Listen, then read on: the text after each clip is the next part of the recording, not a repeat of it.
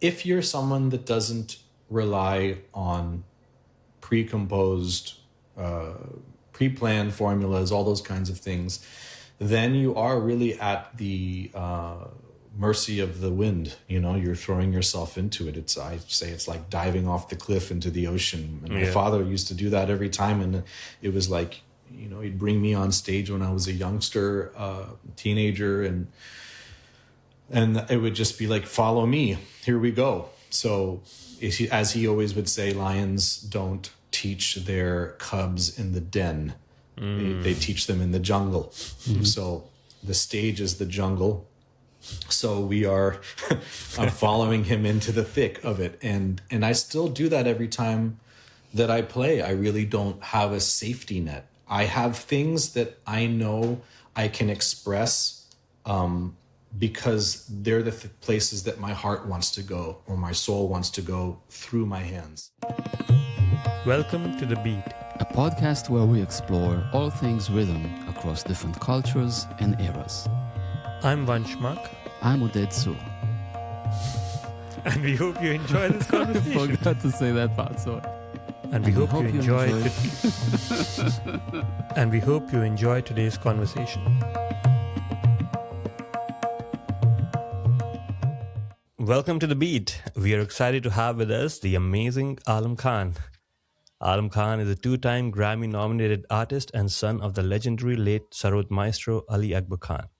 Ali is a Sarodist, composer, and producer based in the San Francisco Bay Area. Ali has performed alongside world-renowned musicians such as Shwepin Chaudhary, Zakir Hussain, Anindya Chatterjee, Anushka Shankar, Karsh Kale, and many more.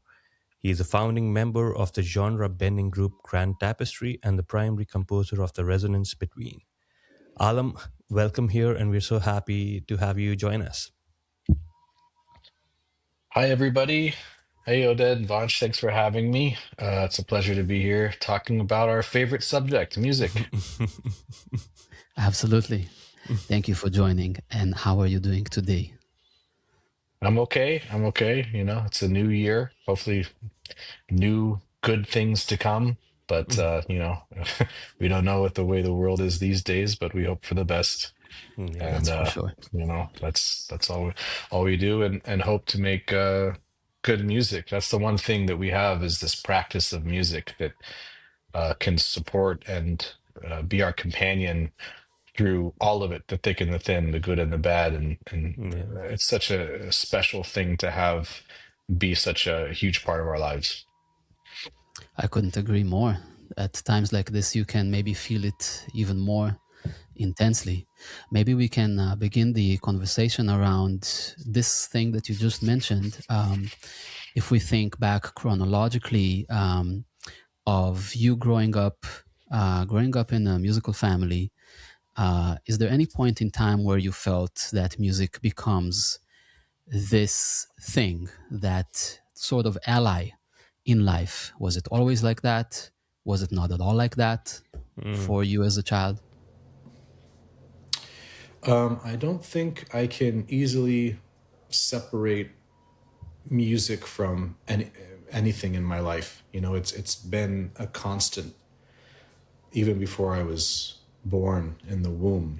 Just two days before I was born, I believe my father and Pandit Ravi Shankar and Ustad Alaraka all had a concert together in San Francisco, and my mother was in the front row, and I was just kicking away in the stomach, just listening to the music, perhaps wanting to play the music. Yeah. And then, my whole life, it's just been musical, from drumming on things to humming and singing all the time. And then the different instruments I played, the musicians that were always around at our music school and at our house. It's just always been a constant to me. I don't think I can ever really separate the two. So, but like you said, Oded, like it's, when things happen in life and as you get older and mature and more experienced, music does take on possibly a different role, or you see different aspects of what it might mean to you in your life, the rest of it plays. Right. That's amazing to hear, and I'm always very impressed hearing accounts like this of growing up in an environment like this, because I myself didn't grow up in a musical family, and I definitely have these clear memories of music suddenly becoming something that my life is all about. And I guess when I ask you this question, it's almost as if asking, like, when did air become something that started breathing? If even in the womb, it was part of your environment. So that's really amazing.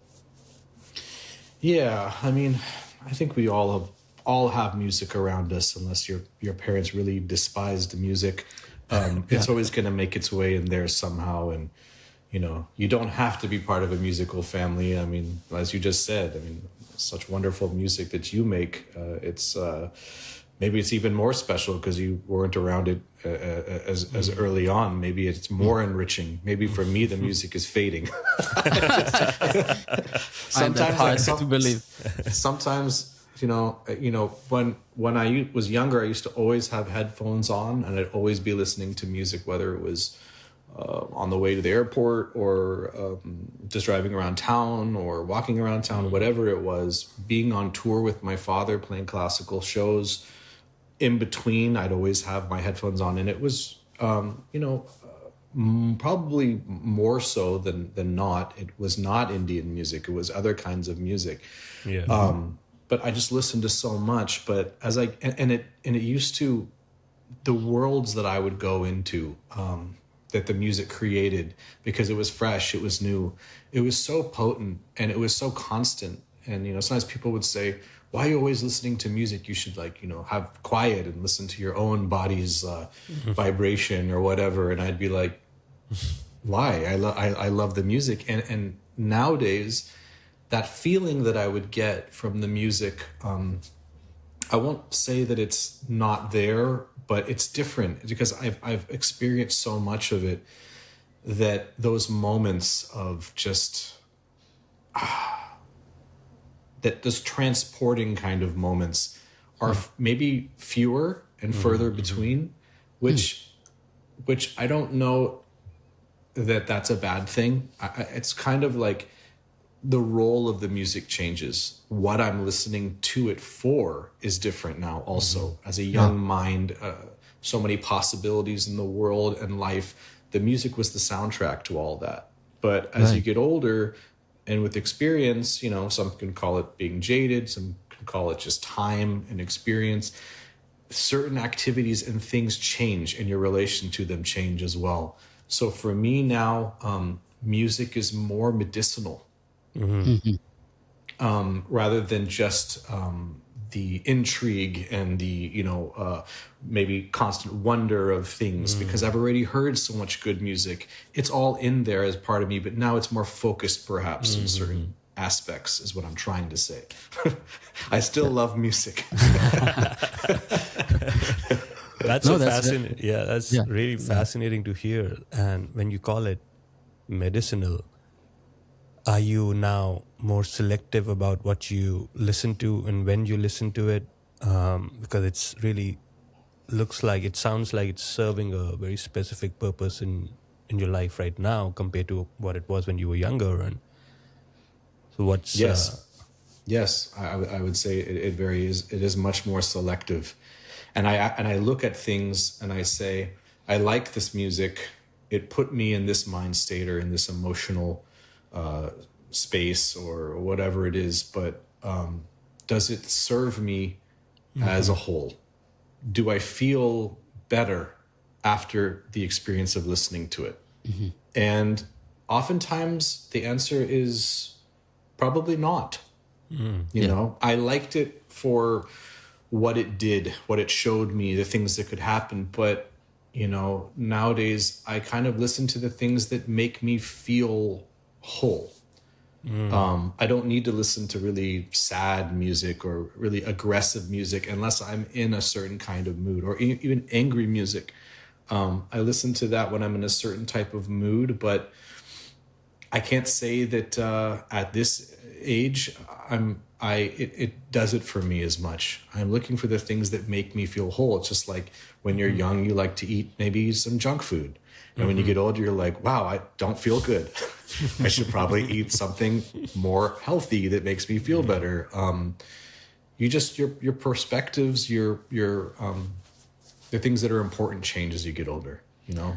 That's so interesting. That's kind of the role of music also does that for me. You know, I still love those bands and songs that put me in those places. I mean, it's the soundtrack of my life. But if I look at it, like, what do I actually feel afterward? What am I feeling emotionally? Where is my head at? It's Right. not necessarily, and that's the thing I like about Indian music. I've always kind of known, but and I've said this before, but even more now, it takes you, it resolves itself. The music will take you into those emotional spaces or moods, rasas, whatever you want to call it. But then it resolves itself in a kind of tranquility.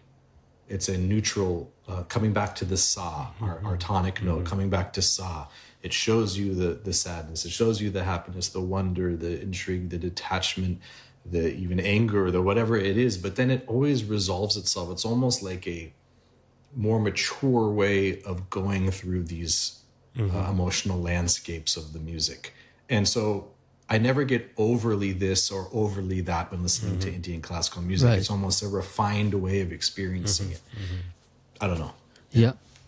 So if we are talking about music being medicinal and such an intentional choice, when you listen to it, and you're mentioning Indian classical music specifically about that, I wonder, again, if we go back in time for a moment to the beginning of the journey, it being so all-consuming, it being all around you, are there any moments in your memory where music became something that isn't just the natural environment? What I mean to ask is, was there any moment in time when your father demanded of you to practice a certain way, or the music itself demanded of you to be a certain way, and it wasn't just that natural setting into which you're born? I think that learning music has different phases. You have the technical side of things where you have to learn how to play the instrument, and that changes through life. It becomes not necessarily, in the beginning, it's breaking through to the next level of technique and being able to control the instrument. As my father would say to me, you have to control the instrument, don't let it control you. But then it gets to the point of like maintenance more.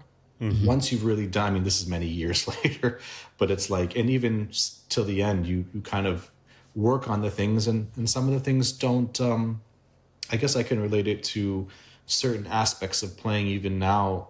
I'm like, that's not really my forte to do that kind of thing. I've tried, I've genuinely put in the time and worked hard at it. It just doesn't feel natural to me. It doesn't feel like my natural relationship to the music. So I'm going to stop spending my time trying to do that.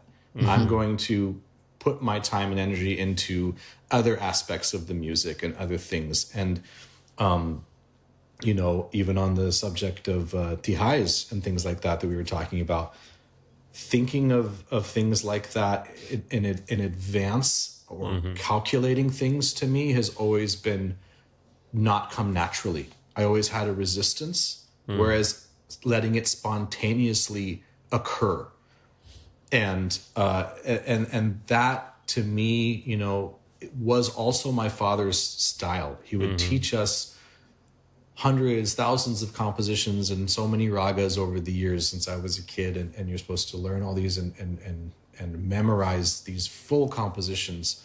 Not just, when people say bandish, where it's like a gut or astayantra and that's it. No, but like 20 pages, like 50 lines, you memorize the whole thing.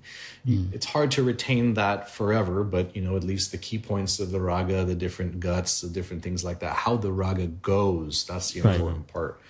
But, it was always, and you would learn calculated tihais, chakradars, things like that in these compositions. But then when my father actually played, he almost always, it seemed like, was coming from an internal place and a spontaneous one in his creation. Rhythmically, melodically, all those things. It becomes second nature, and then you just create from that. People that develop more intricate tihais, chakradars, things like that, oftentimes they're sitting down and they're writing these things, or they're composing them. And then also those formulas could also become second nature. So they can compose new ones all the time with those formulas. But for me, my formulas were always more focused in the melodic side of things. And the tihais and different rhythmic things that would happen, those would be in the moment. And sometimes they worked and sometimes they did not. Oftentimes they don't, but then you spin something else out of it not working. But sometimes the tihais would come and it would work out wonderfully. And I would say I probably couldn't even compose that. Yeah. So it's just a different way of looking at things. It's different parts of the brain and the approach of the individual. So for me, I've always been one, back to your original question, that feels things, is in the moment, and just kind of lets it happen rather than plans all these things beforehand.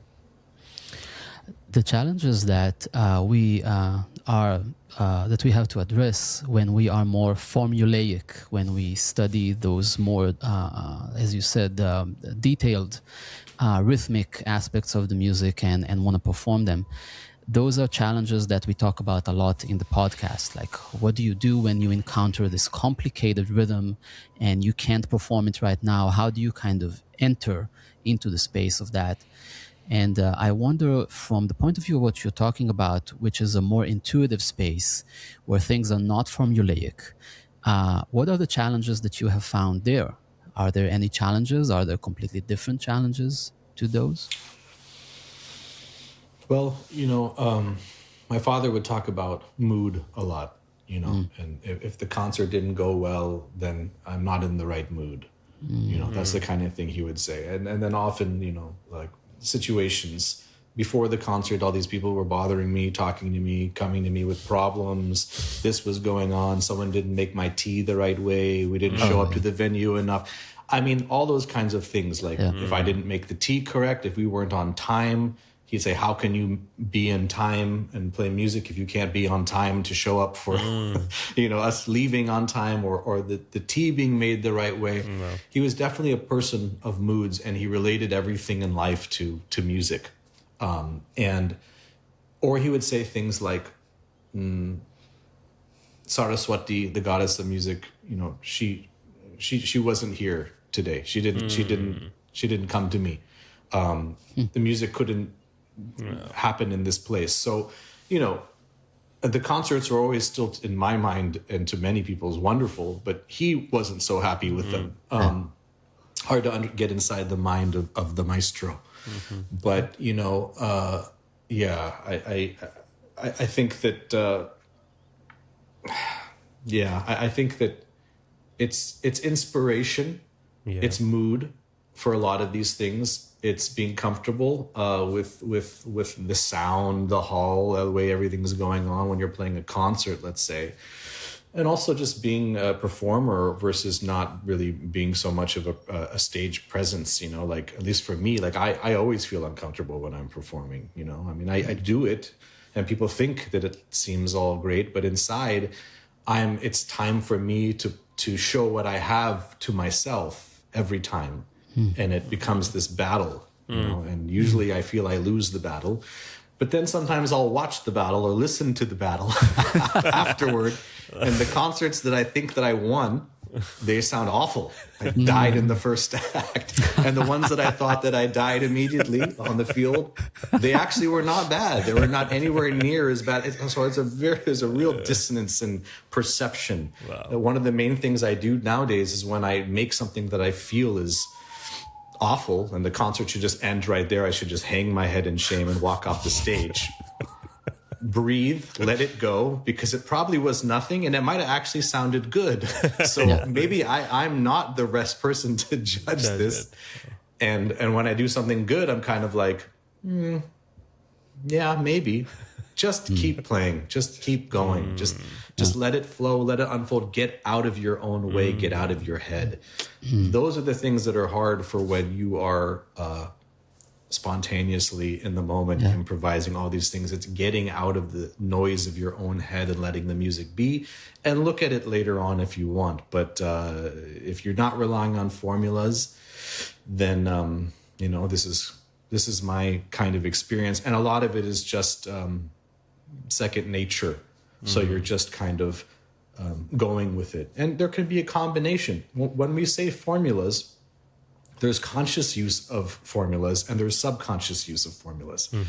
Because we all know as musicians, we practice patterns and things so many times that when we're playing in the moment, a lot of them are we've done so many times before, but we didn't set out to do this thing right beforehand. It's happening right now. So in that moment, we don't know what's going to come afterward. We don't know what's going to happen now or after. And in that sense, there is subconscious formulaic playing all the time, or pattern playing all the time, I really love everything that you just shared. I want to hear so much more about the battle and what you've learned about it. I think any touring musician, especially, but any musician, any performer can relate so much to these words that you shared. And sometimes as a person who's not religious, I also wish there was either Saraswati or another god or goddess or an external agent that you could just rely on. Because indeed, when someone, first of all, when someone doesn't make the tea right, I have to agree that's very distressing as a person who's a fan of tea. Why would you do that? But everything else, someone coming to ask you about this and that, and you're just, am I really expected to open people's hearts in 5 minutes when this is happening now? And there's maybe a little bit of a switch there. So I love what you said about this battle, and it's a lifelong study of what to do with it. I don't know how you would define it. Yeah. I mean, battle is the extreme way of saying this thing, but it's one that if you're someone that doesn't rely on pre-composed, pre-planned formulas, all those kinds of things, then you are really at the mercy of the wind. You're throwing yourself into it. I say it's like diving off the cliff into the ocean. And my father used to do that every time, and it was like, he'd bring me on stage when I was a youngster, teenager, and it would just be like, follow me, here we go. So as he always would say, lions don't teach their cubs in the den. They teach them in the jungle. So the stage is the jungle. So I'm following him into the thick of it. And I still do that every time that I play. I really don't have a safety net. I have things that I know I can express, because they're the places that my heart wants to go, or my soul wants to go through my hands, and the way that the things I can lean into, and it's my kind of safe place. Not necessarily safe. Sounds like it's not risky. It is risky still. It's not at all safe in that sense. But it's just the place that I know where my heart wants to sing. That's the thing. Where my mind wants to sing is something else. Where how do I create this thing to do all of this stuff? That's something else. That's not necessarily the heart. Maybe, I don't know. But, it's just words we're using. But like, for me, it's like, I tell my students, I tell people, like, find that thing or things, find that place in your music that let's say that again, that your heart can sing, and go to those places and do that more. The other things you're going to be playing, and then it's like, it's not only a battle with yourself, it's a battle with everybody else that you see in the world that's playing and online and thing, and like that. I tell people, that also study with me, that either they're older and they've lost some of their technical ability that they may have had before, or they haven't gotten it yet, or whatever it is. I say, this is your own music. And when you're playing, don't be thinking about the other person that you saw on, the internet or Instagram, or this person doing that or that, because that's their story. It's not your story. And your story is in relation to the very first note you play in alap without any drums. There's no time to any of it. It's just, there's the rhythm of the ornaments and whatnot, but it's not metered. Then when you get to the point where you're playing faster lines, think about how much you've gone in dynamics already to that point. That's already a big journey. Now you can push it a little more, get to your place. That sounds from the beginning of when you started playing to be a full realized journey. If you're thinking in your mind, I didn't play as fast as that person that did that thing on the internet or whatever, now you've taken it out of your story entirely and you're focusing on somebody else's. And that's not what we should be doing here. I say, hey, you can only play up to that speed. That's okay. What can we do and what story can we tell with all of these things that you have and the place that you're at now? Practice, try to improve upon it. But if this is it, we have plenty of things to work from. This is your story. Don't worry about the other person. So that's another kind of battle that sometimes we can face as musicians and improvisers. Definitely. No, yeah, that's just so fascinating and beautiful, and extremely insightful. Because as a student myself, there's a lot of pedagogy is so much around technique, practice, and perfecting the small things, and it's so important to keep this bigger picture in mind of how do you trust and how do you surrender and how do you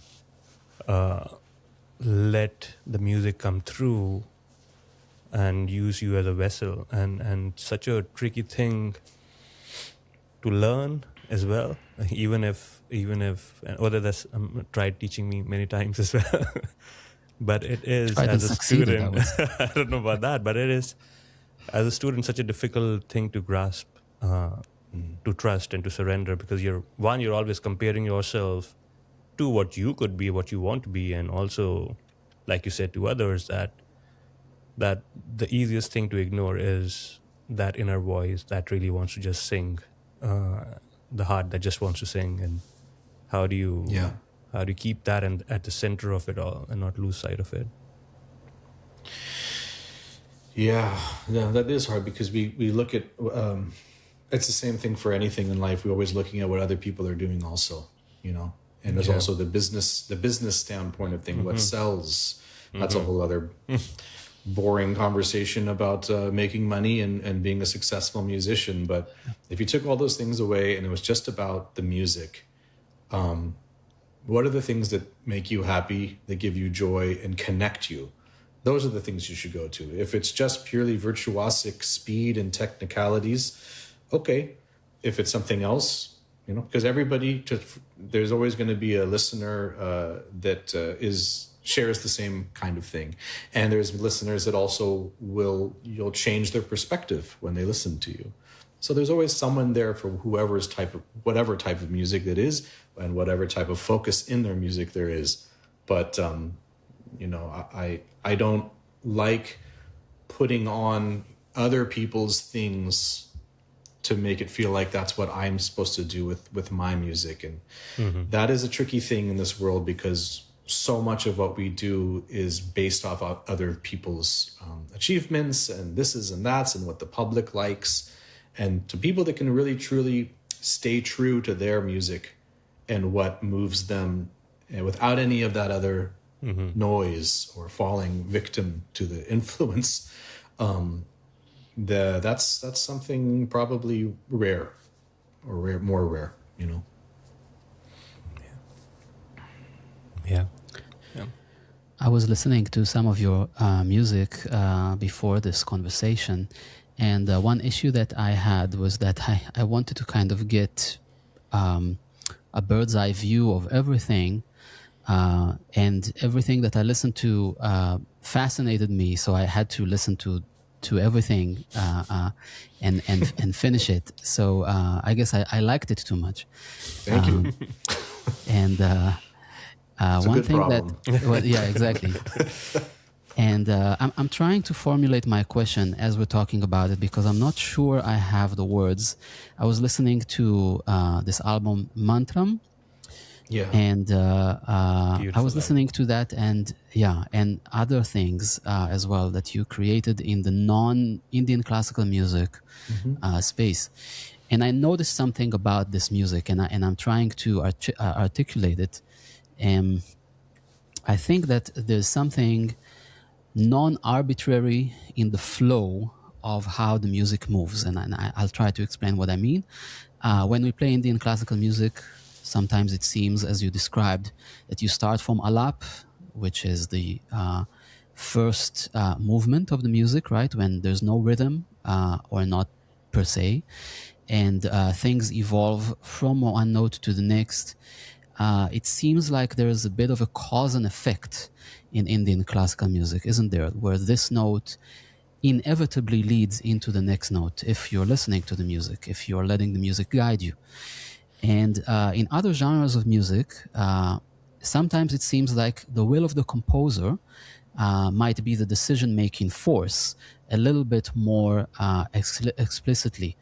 And in the music that I've listened to that you create, it seemed like something else is making the decisions, if that makes sense. There is a little bit of that cause and effect within the fabric of the music itself, of how it flows from one movement to the next. As I'm asking this, I realize it's a pretty abstract question. I hope it makes maybe a little bit of sense. But what I wanted to ask is if this is intentional, if this is something that I'm imagining, if this is something that you are thinking about when you create, hip-hop tracks or other non-Indian classical music pieces. Yeah. Well, thank you for liking my music. That's always, I love it. No. it always feels better than Very welcome. people not liking it. So it's like, We're okay, big fans there's a over point. here. There's a point to it. People actually want to eat it. Music is food. Right. But I when I make the other kinds of music, contemporary, when it's not improvisatory, and not when it's more song structures, I'm pretty simple.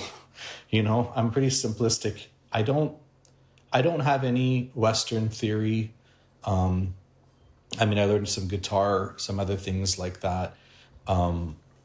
But I never really learned the notation, the names of all the chords, besides a few harmonies. All this stuff is to me, it's like a totally abstract thing. Also, I know it's there. I know the information is there. I know I could learn it.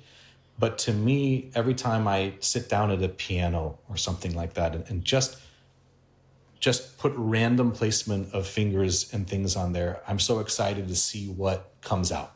Because I don't know. I just don't know. I could find out, and so I don't know sometimes I ask myself, what's better? If you knew what you were doing, and then you could, my world would be bigger in the sense of possibilities and like constructing something consciously, but that wonder of just like stumbling upon something. The issue with me, that's where I am. I just stumble upon it and go, wow. But the problem is, unless you know how to get out of that and expand upon it, you may be stuck in a smaller kind of world. How do I get out of this chord now? What would be a complementary harmony or chord? Right. Everything that I do is based off of what sounds nice to me, and what it's simplistic in that way. And it's also all the music that has filled my life with such, wonder and love of the form of all the different forms of music. I'm guided by that. So it's like, that's my teacher and that's my knowledge. Every time it's new, I don't really know what I'm doing. And I tend to sometimes rely on really simple things, whether it's a chord progression that's simply 2 notes or 3 notes, Right. because that's also the side of the Indian classical training that I have, which is modal. It's modally based. Right. I'm so used to being in one kind of mode that I might just focus between the 1 and the 4, or the 1 and the 5. Sa and ma, sa and pa, or sa and komal ga, and then I throw a harmony on top of that. And to me, it seems like a little world that I've created, but it's a beautiful one, and one that I feel comfortable maneuvering around in. When I do like a chord change that kind of feels different, sometimes I surprise myself and go, "Oh, that's lovely. How did I do that?" I don't really know, because I don't know what I'm actually playing. I know what I'm playing in terms of Indian music. Right. So I can't speak to what it is in terms of, Western music. I always say I'm going to learn. My son is learning piano right now, and I'm like kind of watching how he's doing it, and I'm learning a little bit. Yeah. So I'm kind of like, would this better my music or change it? I do what I do based off of what I just explained. And to me, music is very emotive. And if I get to the emotion and the emotion is drawn out that I want, then that's fine with me. I don't need more. I actually feel like less is more sometimes. And simple progressions are all you really need. I don't really need to key change. I don't need to transpose. I don't need to do all those things. People do it. They do it wonderfully. But it's not my natural habitat. And it's not where my heart says, like, I find beauty maybe in more of the simplistic things. But, it's like loop-based music, minimalism, all those kinds of things I really like.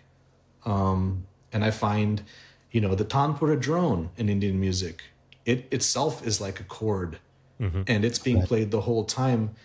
I just see how my upbringing in Indian music, even though I was listening to all the other kinds of music and was listening to more of that before I got into Indian classical music, like rock and different things like that, I can see how, I've gotten to the place that I'm at currently. So I feel like as we're talking about all of these things, we're sort of drawing a line between things that are rehearsed and things that are not rehearsed.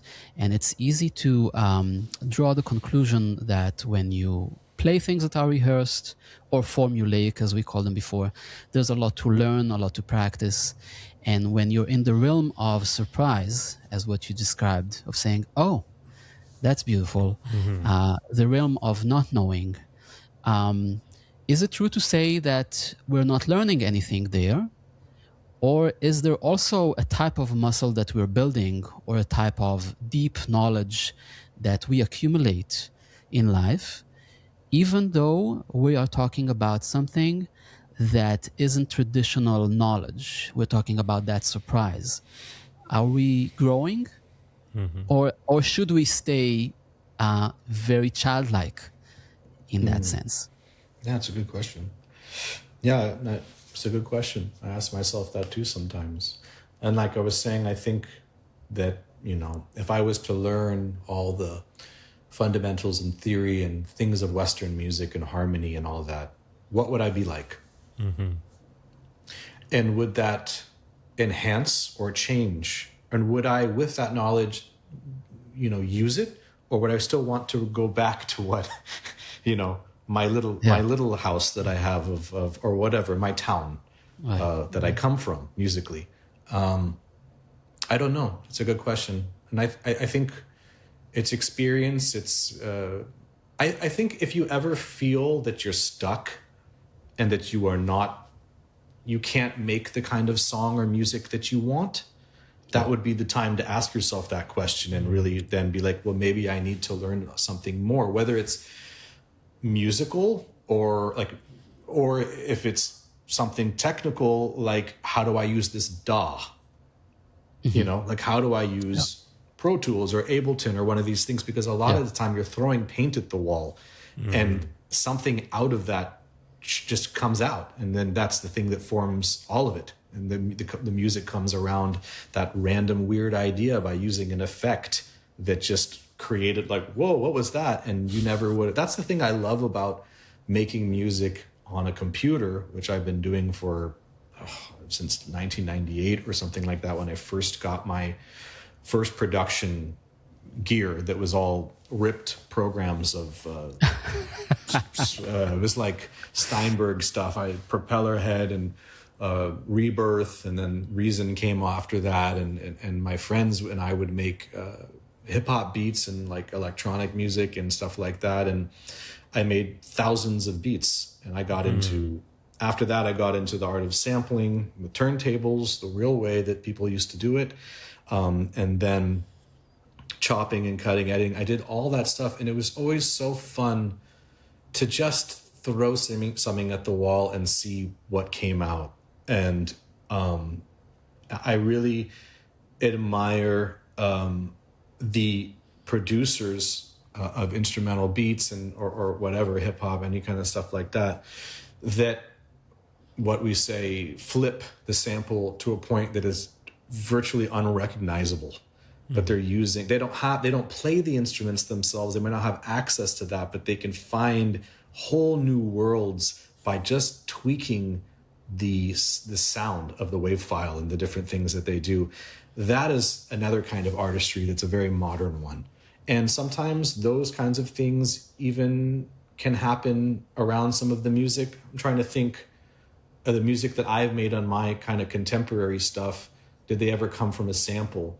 I kind of stopped sampling, so there are a few things I would imagine.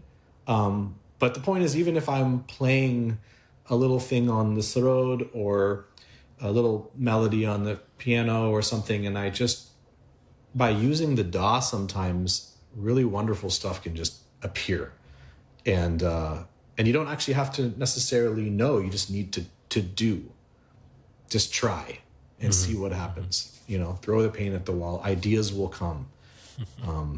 I love actually making a number of the songs that I've made on those kinds of records all started out on the computer as just me and Ableton or in a different thing, doing a sample or playing a line or whatever. And then I added the Sarod to it, or vice versa. I played something on the Sarod and then I brought it into that, and then I assigned other musicians to play parts, so string quartet, cello. I'll play the line on the Sarod first, and now I want a cello to do it instead. So I think it's just the act of being in the space and creating and doing. And when you see the clock spin around and you look up and you go, oh my God, what happened to the time? That's always a great feeling. And getting lost in the art. Oh yeah. With children now, I don't know how much we can all do that, but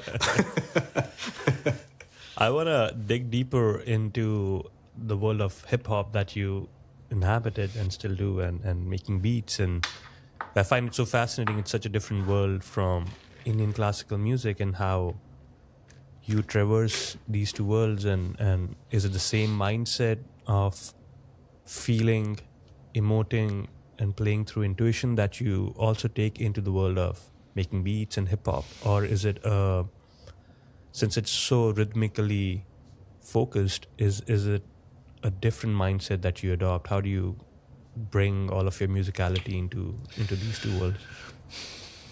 Well, with hip hop music and beats and all that stuff, there was no teacher.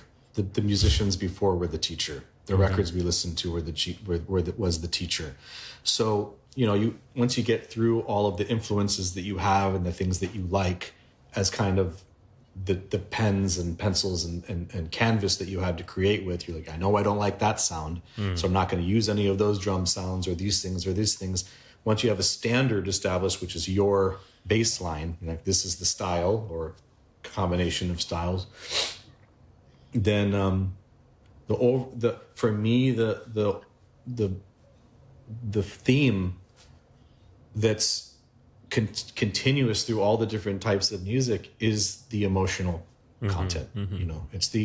It's the emotive response that I get when making it, and I don't know what other people are feeling, but if I'm getting that, then that's the place that I'm like, oh yeah, that's me, or that's the sound of me. of all my different influences coming together. This is the sound of that. So that's the main thing, you know, is the music doing that. And if it is, then I'm headed in the right direction, I would say. And that's, I just go with that. You know, nowadays you'll see a lot of music is like 2 minutes long.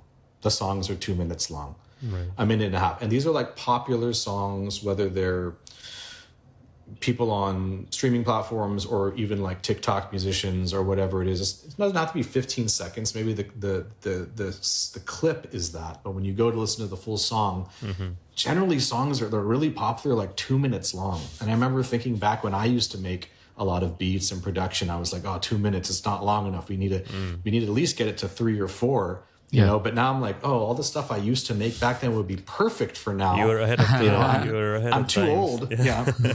Back then, I used to think that it was a half baked idea. Yeah. It wasn't fully complete. And honestly, a lot of the times I listen to these songs, they all sound like half baked ideas. There's one verse, there's maybe not even a chorus, and the beat just plays and it ends.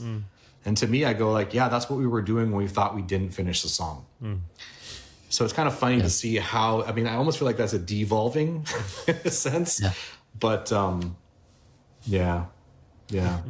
Another fun tool is loop stations, which you can also do in the DAW. But like, for example, the new record album with Anushka that we worked on, that's nominated this year, that one, you know, at least one of the songs I completely did on a loop station at home with just a bunch of Sarod parts, you know, and then, you know, when we got together, she really liked it. And she's like, can we use this and build on this? And then the Sarod parts became also sitar parts, and then became my bass line that I detuned on my Sarod became a played by a stand-up bass.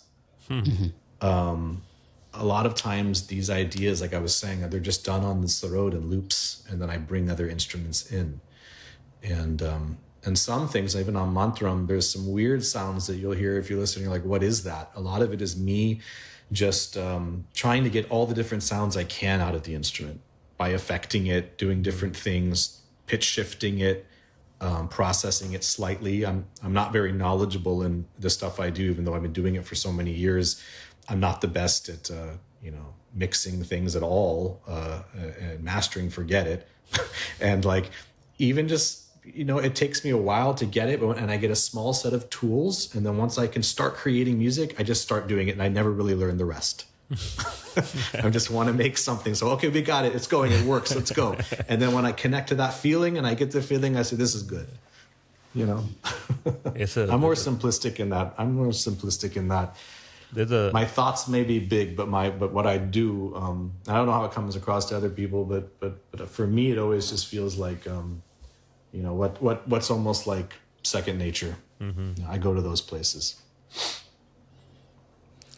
You are mentioning the collaboration with Anushka Shankar, who is obviously the daughter of Ravi Shankar, and you being the son of Ali Akbar Khan. It's and there's an obvious echo there of you playing together, echoing both of your fathers playing together and presenting in many ways the first notes of Indian classical music to the rest of the world. It's interesting to think about those two moments in time. Maybe this is a very obvious thing that you already asked yourself many times, but Ali Akbar Khan and Ravi Shankar, in a way, lived in a very different world musically than you and Anushka. They both come from this tradition, and they are the stalwarts of the tradition. They represent the tradition, and they didn't make beats and use loop tools and so on. And both you and Anushka seem to be very well immersed in non-Indian classical music genres. And so when you come together, what is that like? Do you speak the same language and also the same many more languages? Or does it seem like you have something in common that is focused on Indian classical music after all, more than anything else? Well, the thing we can't get away from, whether it's Indian classical or not, is that the fact that I'm playing sarod and she's playing sitar. So right off the bat, it's going to have the sound, and it's going to be Indian classical. I would say even more than esque. It's Indian classical music. Right. Now the ideas we do is the other thing, and I know for Anushka, she really didn't want to go into the classical sphere of things, and I was okay with that, because I also was like, yeah, I mean, the obvious thing is to compare us to our fathers and their duets, and no one can really touch that. And it doesn't need to be. I would like to, I would like to do that at some point, because it feels good, and it makes me, because music for me, a lot of the time when I play my sarod and play classical, it's me continuing the conversation of music that I had with my father. So every time I play that instrument, I see him in front of me, I hear his voice, I see his hands moving, I hear his sarod. That conversation that we had started when I was a teenager. It's like every time I play, it's just me there now, and I'm playing out into the cosmos, into the whatever, and he's there with me, and I'm having that conversation, and people are getting to listen in on that, because all the decisions that I'm making, all the lines I'm playing, I can see him there. I can see the movement that I'm doing. It's when he taught me this line. It's that conversation, and to me, that is the most special part about playing Indian classical, about playing sarod for me, is I get to speak with my father.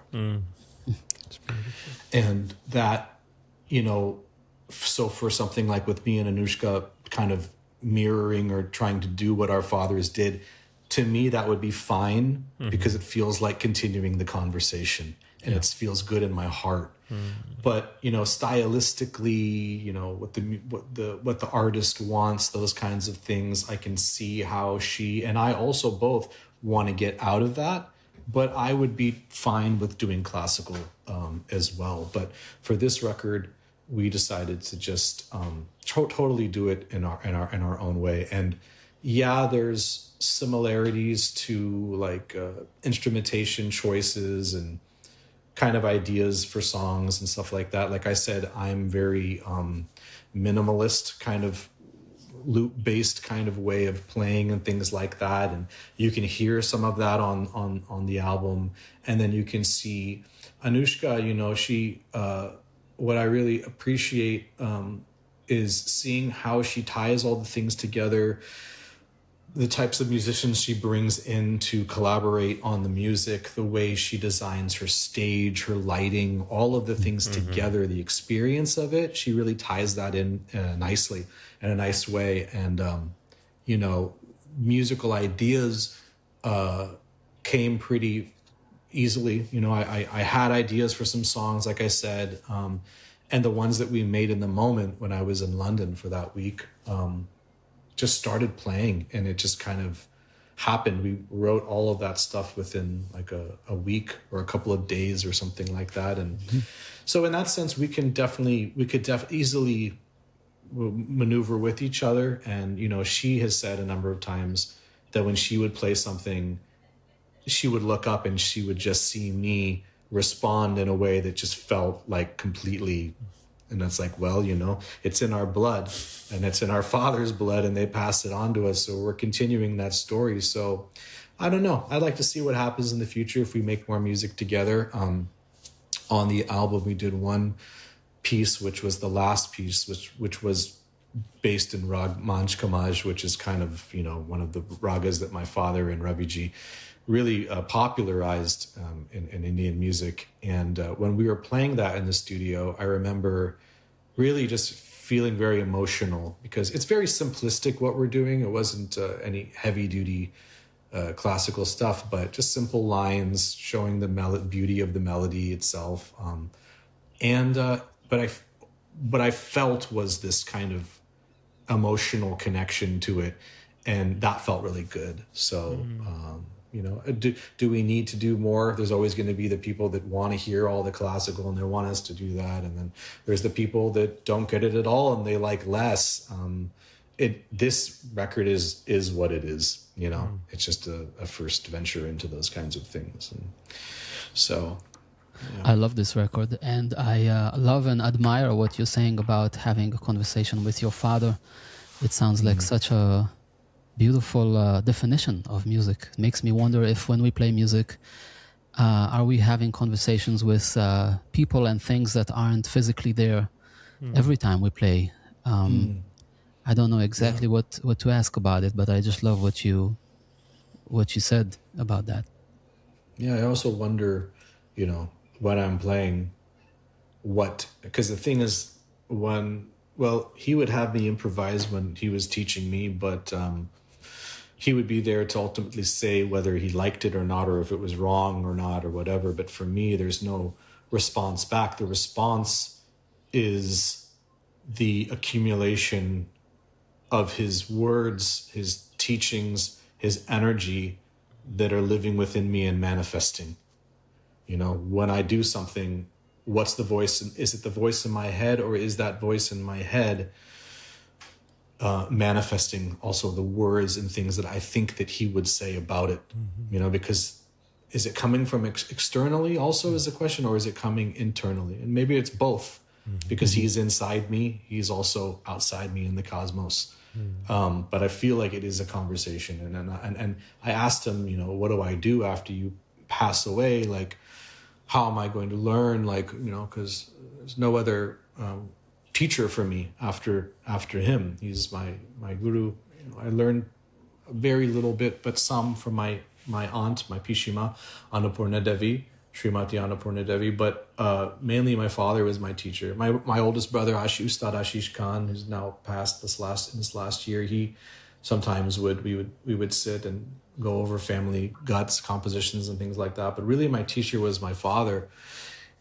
And he used to say to me that, you know, I've taught you all the things on Sarod. Like, as far as Sarod is concerned, all the techniques, all the things to play, all of that, it's all there. You know, just keep listening to your lessons, listen to the recordings, listen to the concerts. I'll be teaching you, you know, in that way. And now his voice and his teachings, they live inside me, and they,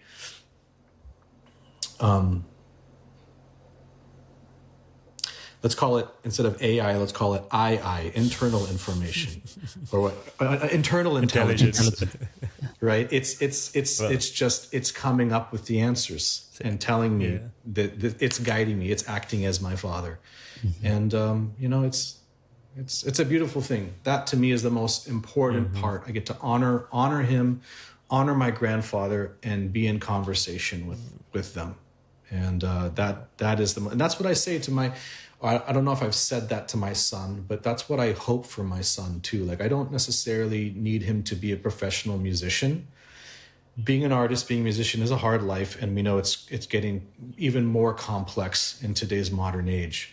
I want him to be happy. Same thing my father said to me. If you don't want to play Sarod, okay, just enjoy your life.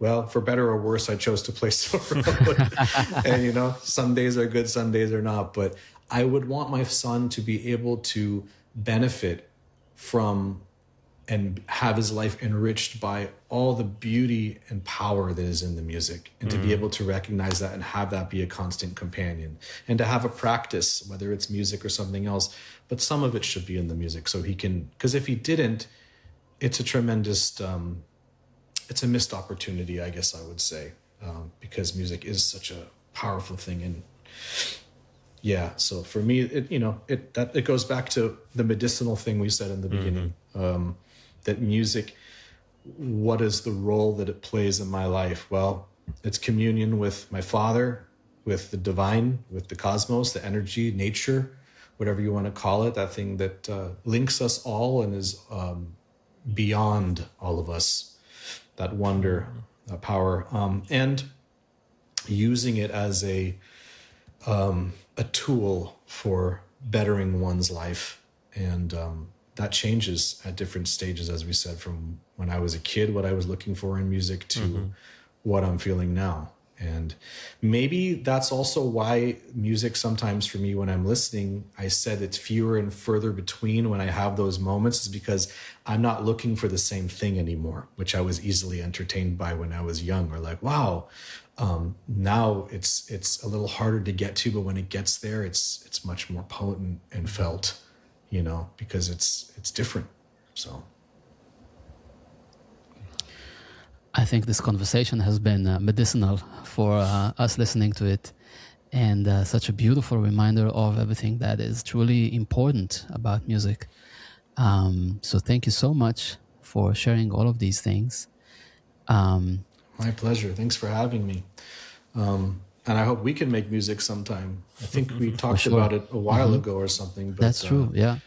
That last record you made, what was the one, the white with the white cover? Was that something? Yeah, that's My Prophet, yeah.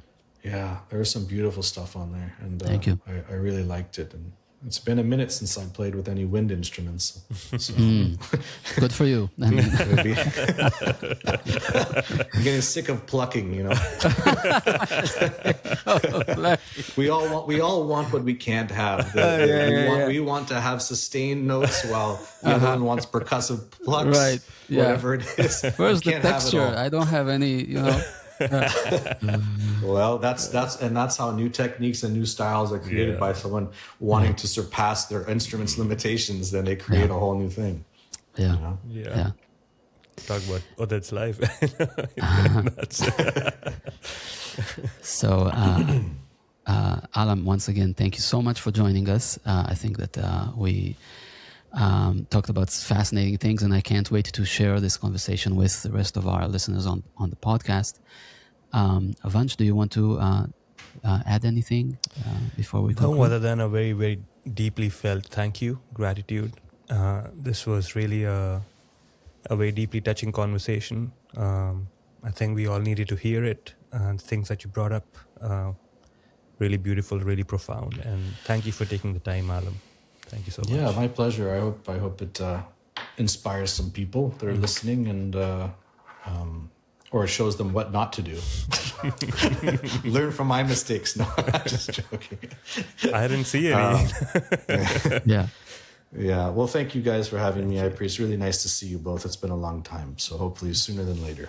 Yeah, hope to absolutely see you soon in person. All right. Okay. Alam. Thank you so much. Thank you so much. We hope you enjoyed today's conversation. The Beat is a podcast by Time Hero, a rhythm game for everyone. Available on the App Store and Google Play Store. This is Vansh Mak. And this is Oded Sul. See you in the next episode.